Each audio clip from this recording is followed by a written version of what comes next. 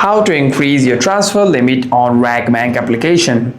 To increase your daily transfer limit on RAKBANK, you will need to submit an official request.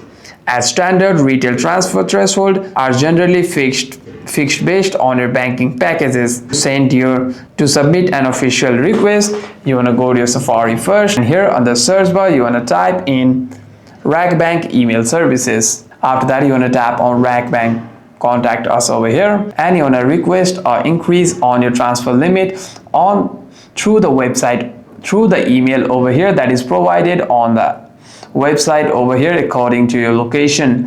However, there's another way that you can do. First, you can go to the application, go to your RAKBANK application.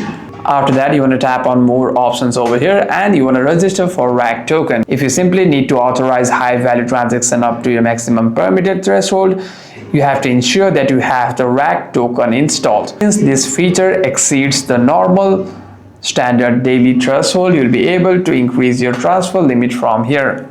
If you're registered to here, you want to enter your card number and simply tap on next to register for RAK token. And by doing so, you'll be able to increase your. Hope this video was helpful, and if you have any further questions, do comment them down below.